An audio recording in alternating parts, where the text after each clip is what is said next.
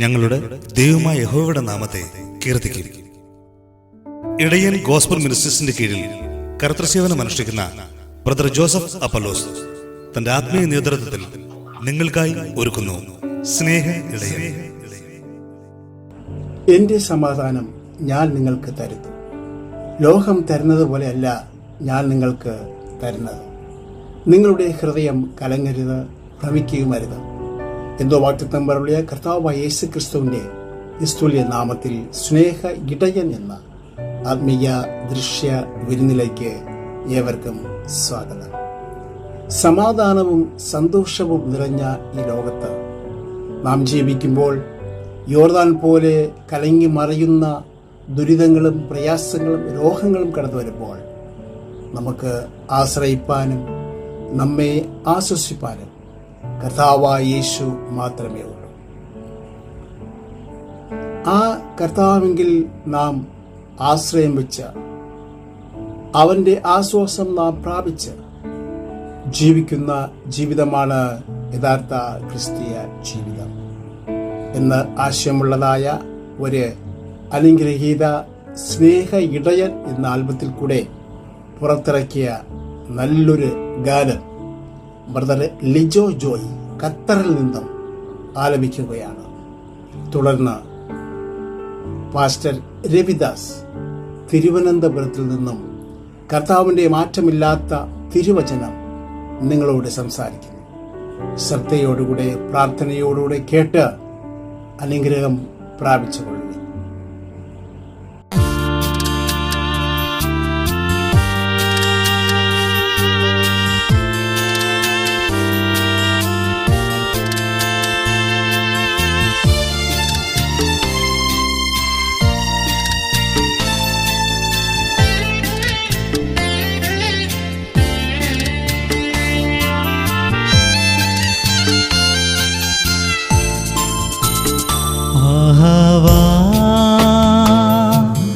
ആറ്റിനരികിൽ പകർന്നാത്മശക്തി എന്നിൽ നിറച്ചിടുക. ആഹാവാ ആറ്റിനരികിൽ പകർന്നാത്മശക്തി എന്നിൽ നിറച്ചിടുക. ഓട്ടം ഓടിടുവാൻ ജയം നേടിടുവാൻ ശക്തി ചോർന്നിടാതെ എന്നും കാത്തിടുവാൻ.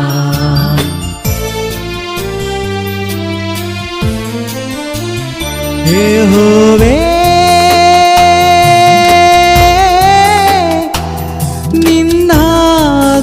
നിന്നാത്മശക്തിയാൽ എന്നിൽ നിറച്ചിടുക. യഹോവേ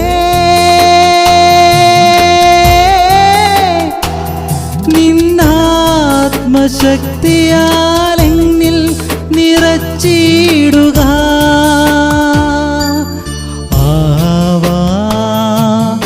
ആറ്റിനരികിൽ പകർന്നാത്മശക്തി എന്നിൽ നിറച്ചിടുക. ആഹാവാ ആറ്റിനരികിൽ പകർന്നാത്മശക്തി എന്നിൽ നിറച്ചിടുക.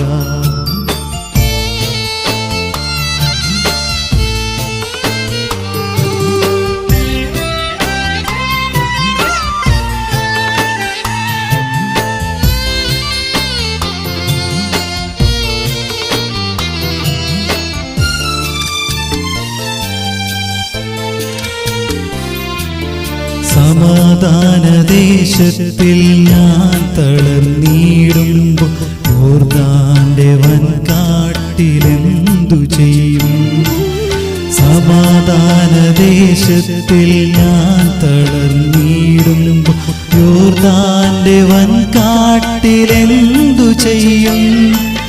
നീ എനിക്കാശ്രയമില്ലെങ്കിലെന്നാഥ എങ്ങനെ യോർദാനെ കീഴടക്കും? നീ എനിക്കാശ്രയമില്ലെങ്കിലെന്നാഥ എങ്ങനെ യോർദാനെ കീഴടക്കും? ആഹാവാ ആറ്റിനരികിൽ പകർന്നാത്മശക്തി എന്നിൽ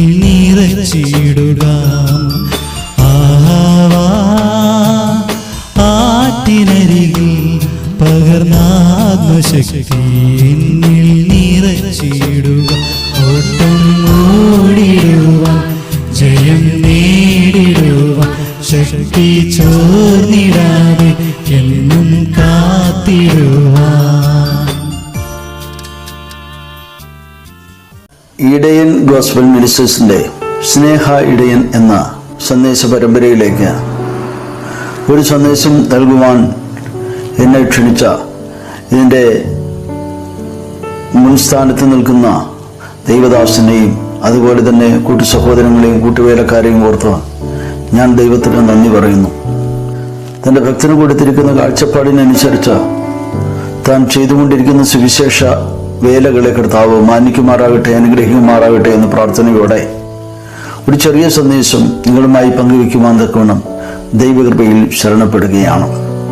അപ്പോസ്തലനായ പൗലോസ് തെസ്സലോനിക്കർക്ക് എഴുതിയ 1-ാം ലേഖനം അതിൻ്റെ 1-ാമത്തെ അധ്യായം 5-ാമത്തെ വാക്യത്തിൽ നമ്മളിങ്ങനെ വായിക്കുന്നു: ഞങ്ങളുടെ സുവിശേഷം വചനമായി മാത്രമല്ല, ശക്തിയോടും പരിശുദ്ധാത്മാവോടും ബഹു നിശ്ചയത്തോടും കൂടി ആയിരുന്നു നിങ്ങളുടെ അടുക്കൽ വന്നത്. നിങ്ങളുടെ നിമിത്തം ഞങ്ങൾ നിങ്ങളുടെ ഇടയിൽ എങ്ങനെ പെരുമാറിയിരിക്കുന്നു എന്ന് അറിയുന്നുവല്ലോ. ബഹുകഷ്ടം സഹിക്കേണ്ടി വന്നിട്ട് നിങ്ങൾ പരിശുദ്ധാത്മാവിന്റെ സന്തോഷത്തോടെ വചനം കൈക്കൊണ്ടു ഞങ്ങൾക്കും കർത്താവിനും അനുകാരികളായി തീർന്നു. അപ്പോസ്തലനായ പൗലോസിന്റെ 2-ാം മിഷണറി യാത്രയിൽ ഏകദേശം AD 50-നും 54-നും ഇടയ്ക്കാണ് ഈ സന്ദേശം എഴുതുവാൻ തക്കവണ്ണം ഇടയായത് എന്നാണ് വേദ പണ്ഡിതന്മാർ പറയുന്നത്. തൻ്റെ 2-ാം മിഷണറി യാത്രയിൽ തെസ്സലോനിക്ക സഭ സന്ദർശിക്കുകയും അവിടെ പ്രസംഗിച്ചത് മുഖാന്തരം പലരും തങ്ങളുടെ വിഗ്രഹാരാധന വിട്ട് സത്യദൈവത്തിലേക്ക് തിരികുകയും കർത്താവിൻ്റെ രക്ഷിതാവുമായി യേശുക്രിസ്തുവിനെ സ്വീകരിക്കുവാൻ ഇടയാവുകയും ചെയ്തു. അതിൻ്റെ പശ്ചാത്തലത്തിൽ അവർ വചനത്തിൽ ഒന്നുകൂടെ ഉറപ്പിക്കുവാനും അവരെ കൂടുതൽ ഉത്തേജിപ്പിക്കുവാനുമായിട്ടാണ് കർത്തൃദാസൻ ഈ ലേഖനം എഴുതുന്നത്. ഈ ലേഖനത്തിന് മുഖ്യ പ്രതിപാദ്യ വിഷയമെന്ന് പറയുന്നത് നിസ്തുലനായ ക്രിസ്തുവാണ്. നിസ്തുലനായ ക്രിസ്തുവിൻ്റെ 2-ാം വരവാണ്. ഏത് ദൈവപൈതലിനും പ്രത്യാശ നൽകുന്ന ഒരു പ്രത്യാശ വിഷയവും പ്രശംസാ വിഷയവുമാണ് കർത്താവിൻ്റെ 2-ാം വരവ് എന്നുള്ളത്. അപ്പോൾ കർത്താവിൻ്റെ 2-ാം വരവിനെ കുറിച്ച് പ്രസ്താവിക്കുന്ന ഈ ലേഖനത്തിലെ 1-ാമത്തെ അധ്യായത്തിൻ്റെ 5-ാമത്തെ വാക്യം പറയുന്നു: ഞങ്ങളുടെ സുവിശേഷം വചനമായി മാത്രമല്ല നിങ്ങളുടെ ഇടയിൽ വന്നത്. ഒരുവൻ ക്രിസ്തുവിലാകുമ്പോൾ പുതിയ സൃഷ്ടി, he's A new creature, all the things are passed away, all the things become new എന്നാണ് വേദപുസ്തകം നമ്മെ പഠിപ്പിക്കുന്നത്. അപ്പൊ ക്രിസ്തുവിലാകുന്ന ഒരു ദൈവവേദനെ സംബന്ധിച്ചിടത്തോളം ആദ്യ പാഠങ്ങൾ മാത്രം പോരാ, അവൻ വളരേണ്ടിയിരിക്കുന്നു. അപ്പോൾ വളരുവാൻ തക്കവണ്ണം ഒരു ദൈവവേദനെ സഹായിക്കുന്ന ഒരു സഹായ ഘടകം എന്ന് പറയുന്നത് പരിശുദ്ധ ആത്മാവാണ്. ഒന്നാമതായിട്ട് അവൻ ശരണപ്പെടേണ്ടത് ജീവിക്കുന്ന ദൈവത്തിന്റെ ശക്തിയിലാണ്. വാർഫെയർ, നമ്മൾ ക്രിസ്തീയ ജീവിതം എന്ന് പറയുന്നത് ഒരു യുദ്ധക്കളത്തിൽ നിൽക്കുന്ന അനുഭവമാണ്. അതുപോലെ തന്നെ ദൈവത്തിന്റെ കൃപയാൽ പരിശുദ്ധാത്മാവ് ആദ്യം തന്നെ ഉത്തേജിപ്പിക്കുന്ന ഒരു കാര്യം, ഉപദേശിക്കുന്ന ഒരു കാര്യം, ഒരു ദൈവവേദന ദൈവത്തിന്റെ ശക്തിയിൽ വളരണം എന്നുള്ളതാണ്. ദൈവശക്തി തിരിച്ചറിയണം എന്നുള്ളതാണ്. അപ്പോൾ ആ ദൈവശക്തി തിരിച്ചറിയുന്ന സമയത്ത് പ്രതികൂലങ്ങൾ നമുക്ക് നേരെ വരുമ്പോൾ, പ്രതികൂലങ്ങൾ നമ്മുടെ ജീവിതത്തിന് നേരെ വരുമ്പോൾ ആ ദൈവശക്തി തിരിച്ചറിയുന്നത് മുഖാന്തരം നമ്മുടെ ജീവിതത്തിൽ പോരാടുവാനുള്ള, ഉറച്ച് ധൈര്യമായി നിൽക്കുവാനുള്ള ഒരു കൃപദൈവം നമുക്ക് നൽകുകയാണ്. അപ്പോൾ ദൈവശക്തി എന്ന് പറയുന്നത് ദൈവത്തിന്റെ പൈതലിനെ സംബന്ധിച്ചിടത്തോളം ഒഴിച്ചുകൂടാൻ ആവാത്ത ഒരു ശക്തിയാണ്.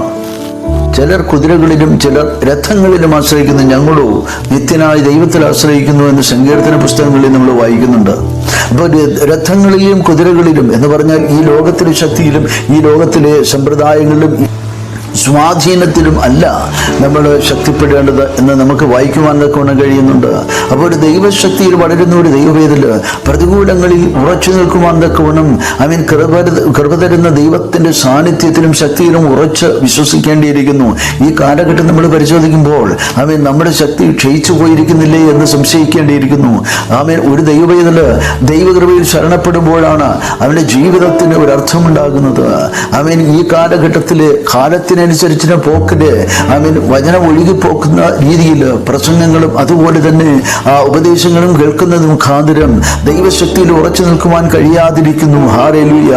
വിടുതലിന് വേണ്ടി മാത്രം നിൽക്കുന്ന അനേകരെ നമുക്ക് മനസ്സിലാക്കുവാനും കാണുവാനും കഴിയും. വിടുവിക്കുന്നവൻ അല്ല ദൈവം എന്ന് ഞാൻ പറയുന്നില്ല. ദൈവം വിടുവിക്കുന്നവനാണ്.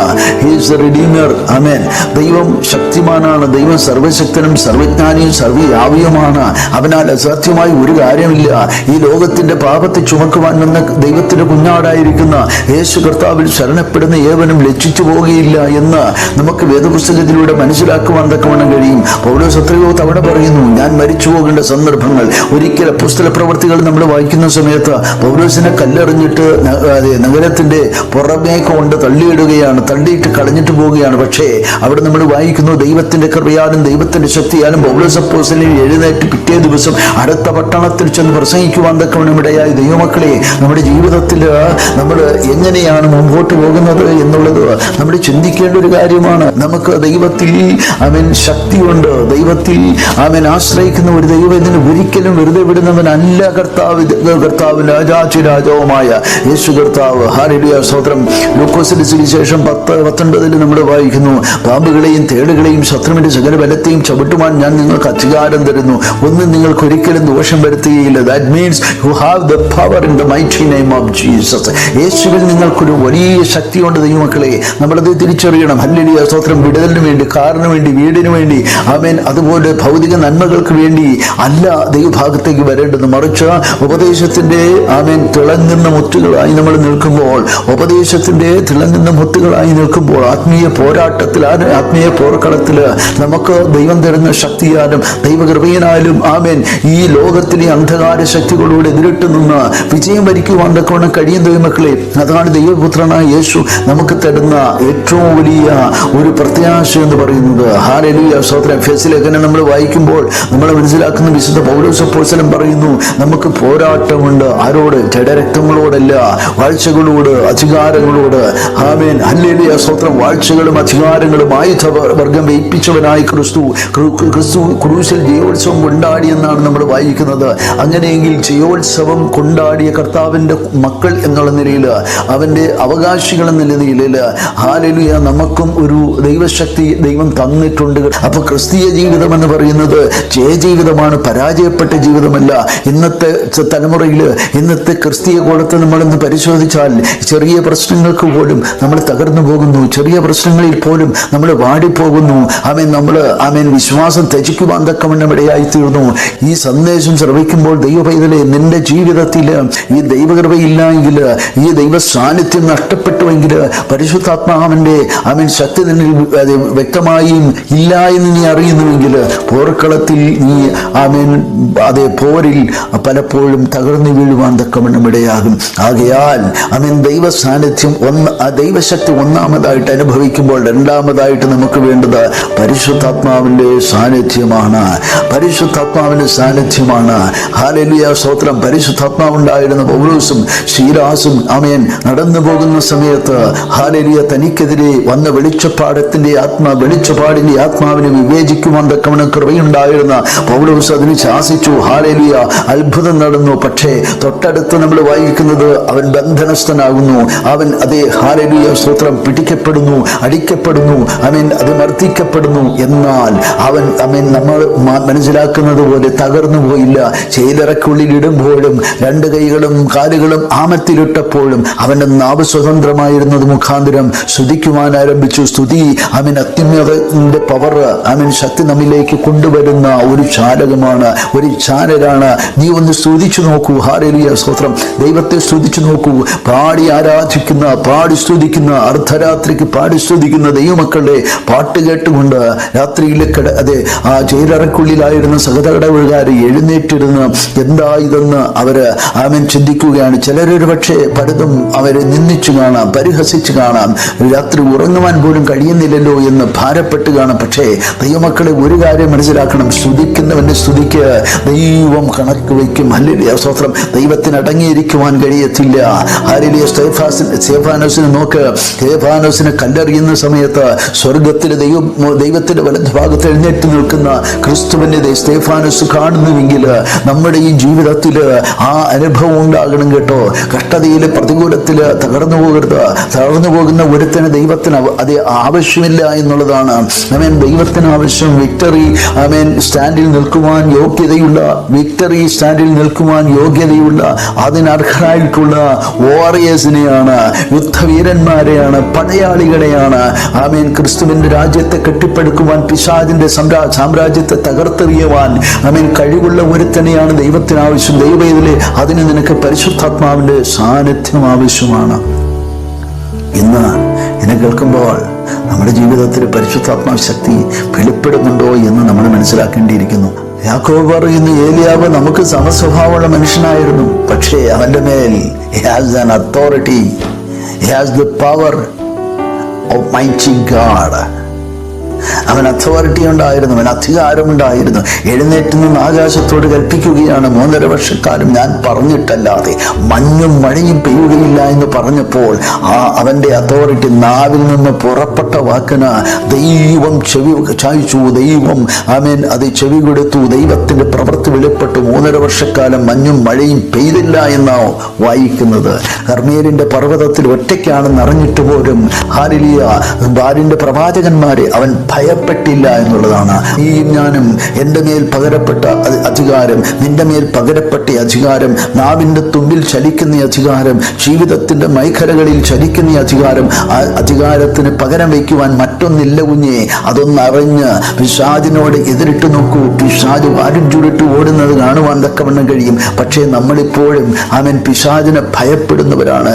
എന്തുകൊണ്ട്? പൈശാചിക ശക്തിയുടെ മേൽ അധികാരമുള്ളവനായ യേശു നമുക്ക് തന്ന അധികാരം നമ്മൾ അറിയാതെ പോകുന്നു. അതുകൊണ്ടല്ലേ നമ്മൾ പലപ്പോഴും പരാജയപ്പെട്ടു പോകുന്നത്. ക്രിസ്തീയ ഗോളത്തില്, ക്രിസ്തീയ വിശ്വാസ ജീവിതത്തില് നമ്മൾ പരാജയപ്പെട്ടു പോകുവാൻ കാരണം എന്താണ്? നമ്മുടെ ജീവിതത്തിലെ ഈ അധികാരം എന്താണെന്ന് നമുക്ക് അറിയുവാൻ തക്കവണ്ണം കഴിയാത്ത നിലവാരത്തിലേക്ക് തരംതാണു പോകുന്നു. ചെറിയ ചെറിയ നന്മകൾക്ക് വേണ്ടി, ലോകത്തിലെ സമ്പത്തിന് വേണ്ടി, ലോകത്തിലെ ഐശ്വര്യത്തിന് വേണ്ടി, വീടിന് വേണ്ടി, കാറിന് വേണ്ടി, ബംഗ്ലാവിന് വേണ്ടി, സകല സൗകര്യങ്ങൾക്കും വേണ്ടി നമ്മൾ സൗകര്യപൂർവ്വം ഈ ഉപദേശത്തെ മാറ്റിമറിക്കുമ്പോൾ അവിടെയാണ് നഷ്ടപ്പെടുന്നത് നമ്മുടെ അധികാരം. പൗലോസ് അപ്പോസ്തലൻ പറയുന്നു, ഈ ലേഖനത്തിൽ തന്നെയാണ് പറയുന്നത്, കർത്താവ് താൻ ഗംഭീരനാദത്തോടും പ്രധാന ദൂതന്റെ ശബ്ദത്തോടും ദൈവത്തിന്റെ കാഹളത്തോടും കൂടി വരുവാൻ സമയമായി. ദൈവമക്കളെ, ഇന്ന് ആർക്കാണ് പ്രത്യാശയുള്ളത്? കർത്താവ് വാനമേഘത്തിൽ വരും എന്ന പ്രത്യാശയുടെ എത്ര പേരുണ്ട് ദൈവമക്കളെ? ദൈവത്തിന്റെ കൃപയിൽ നിന്നൊരു മനുഷ്യൻ, ഹല്ലേലൂയ, സ്തോത്രം. അതുകൊണ്ട് തന്നെയാണ് പൗലോസ് ഇന്നും യേശുക്രിസ്തു കഴിഞ്ഞാൽ ഏറ്റവും കൂടുതൽ പ്രസംഗിക്കപ്പെടുന്നത് പൗലോസിന്റെ ലേഖനങ്ങളാണ്. ഹല്ലേലൂയ, സ്തോത്രം. യേശുവിന്റെ സുവിശേഷങ്ങൾ കഴിഞ്ഞാൽ ഏറ്റവും കൂടുതൽ പ്രകീർത്തിക്കപ്പെടുന്നത്, പ്രസംഗിക്കപ്പെടുന്നത് പൗലോസിന്റെ ലേഖനങ്ങളാണ്. ഇന്ന് രാത്രിയിലും ദൈവത്തിന്റെ സന്നിധിയിലായിരിക്കുന്ന ദൈവമക്കളെ, നമുക്കും ദൈവസന്നിധിയിൽ ഒരു തീരുമാനമെടുക്കാം. ഞാൻ ആര്? എനിക്കുള്ള അധികാരമെന്താ? എൻ്റെ മേൽ പകരപ്പെട്ട അഭിഷേകമെന്താ? ഈ അഭിഷേകത്തിന് എന്തിനു വേണ്ടിയാണ് പകരപ്പെട്ടതെന്ന ബോധ്യം നമ്മുടെ ജീവിതത്തിൽ വെളിപ്പെടുമ്പോൾ നാം ദൈവത്തിന് വേണ്ടി പ്രയോജനപ്പെടുന്നവരാകുന്നു. നമ്മുടെ ജീവിതത്തിൽ ആ ശക്തിയുണ്ടോ? ദൈവിക സാന്നിധ്യമുണ്ടോ? പരിശുദ്ധാത്മാവിൻ്റെ നിറവുണ്ടോ? അഭിഷേകമുണ്ടോ? പിശാച് നമ്മളെ പന്ത് തട്ടുന്നത് പോലെ തട്ടിക്കളിക്കുകയല്ലേ? നമ്മൾ പലപ്പോഴും പരാജയപ്പെട്ടു പോകുന്നു. പലതിലും വിട്ടുവീഴ്ചകൾ തയ്യാറാകുന്നു. കുടുംബജീവിതം അമ്പേ പരാജയപ്പെട്ടു പോകുന്നു. മക്കൾ വഴിപഴിച്ചു പോകുന്നു. ജീവിതത്തിൽ നന്മയില്ല. ഒരു നന്മയ്ക്കും യോഗ്യരല്ലാത്ത നിലവാരത്തിൽ നമ്മൾ പിന്തള്ളപ്പെട്ടു പോകുന്നു. എന്തുകൊണ്ട്? നമ്മൾ അത് ചിന്തിക്കേണ്ടിയിരിക്കുന്നു. ദൈവം ഈ ദിവസങ്ങളിൽ നിങ്ങളെ ശക്തീകരിക്കട്ടെ, അതിനായിട്ട് ഉപകരിക്കട്ടെ, ഉപയോഗപ്പെടുത്തട്ടെ എന്ന് ഞാൻ പ്രാർത്ഥിക്കുന്നു. സ്നേഹിതരെ, ഇന്നത്തെ ദൈവത്തിൻ്റെ വചനവും മാറ്റമില്ലാത്ത യേശുവിൻ്റെ വാക്കുകൾ കേൾക്കുവാൻ ഇടയായല്ലോ. കേട്ടതായ തിരുവചനം നിങ്ങളുടെ ജീവിതത്തിൽ ഏറ്റെടുത്ത് പ്രാർത്ഥിച്ച് മുൻപോട്ട് പോകുകയാണെങ്കിൽ സർവശക്തനായ ദൈവം നിങ്ങളെ കരുതുന്ന ഒരു കർത്താവ്. ഏതു പ്രശ്നമായാലും ഏത് രോഗമായാലും അതിൽ നിന്ന് വിടുവിക്കുവാൻ ശക്തനായ ഒരു ദൈവം. ആ ദൈവത്തെ ആശ്രയിച്ചുകൊണ്ട് നമുക്ക് മുൻപോട്ട് ജീവിതങ്ങളെ കൊണ്ടുപോകുവാൻ ദൈവം നമ്മളെ അനുഗ്രഹിക്കട്ടെ. ഞാൻ നിങ്ങൾക്ക് വേണ്ടി പ്രാർത്ഥിക്കുവാൻ പോകുകയാണ്. പരിശുദ്ധനായ ദൈവമേ, സ്വർഗീയ പിതാവേ, ഈ അനുഗ്രഹിക്കപ്പെട്ട ദിവസത്തിൽ കർത്താവിൻ്റെ വചനം കേൾക്കുവാൻ ആകാംക്ഷയോടുകൂടെ കാത്തിരുന്ന് ഇത് വീക്ഷിച്ചിരിക്കുന്ന എല്ലാ ദൈവമക്കളെയും ദൈവകരങ്ങളെ ഏൽപ്പിച്ച് പ്രാർത്ഥിക്കുകയാണ്. ഏത് ദുരിതങ്ങളും പ്രയാസങ്ങളും യോർദാൻ പോലെ കലങ്ങി മറിയുന്ന ഒത്തിരി ഭാരങ്ങളും കടന്നു വരുമ്പോൾ നമ്മെ ആശ്വസിപ്പിച്ച് ഓരോ ദിവസവും വഴി നടത്തുന്ന നിന്റെ കൃപകളെ ഓർത്ത് ഞങ്ങൾ സ്തോത്രം ചെയ്യും. രോഗത്തോട്, ഭാരത്തോട്, പ്രയാസത്തോട് കൊണ്ടിരിക്കുന്ന ഏത് വ്യക്തി ജീവിതമായാലും കർത്താവേ, ഈ പ്രോഗ്രാം കാണുമ്പോൾ അവരുടെ ജീവിതത്തിൽ ഒരു വിടുതൽ, ഒരു സമാധാനം, ഒരു സന്തോഷം, കർത്താവേ, ഒരു രോഗസൗഖ്യം ദൈവം കൊടുത്ത് മാനിക്കുമാറാക്കണമേ ഞങ്ങൾ പ്രാർത്ഥിക്കും.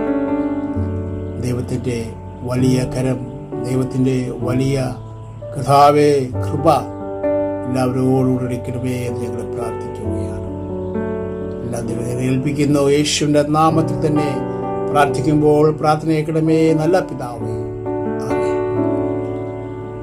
ഞങ്ങൾ ലോകത്തിൻ്റെ പല ഭാഗങ്ങളിൽ ഇരുന്നു കൊണ്ട് ലോക രക്ഷയ്ക്ക് വേണ്ടി, ലോക സമാധാനത്തിനു വേണ്ടി ഞങ്ങൾ പ്രാർത്ഥിച്ചുകൊണ്ടിരിക്കുകയാണ്.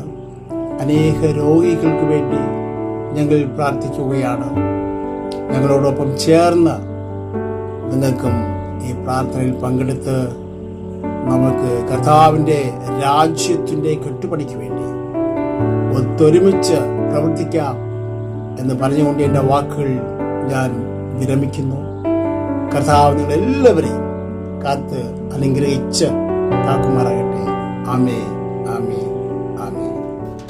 ഇന്നുമെന്നും അവൻ നമ്മെ നടത്തുന്നു, ഇന്നുമെന്നും അവൻ നമ്മെ കരുതുന്നു, ഇന്നുമെന്നും അവൻ നമ്മെ നടത്തുന്നു, ഇന്നുമെന്നും അവൻ നമ്മെ കരുതുന്നു. അവന്റെ നാമം ഉയർത്തിടാം, അവന്റെ മഹിമ പുകഴ്ത്തിടാം, അവന്റെ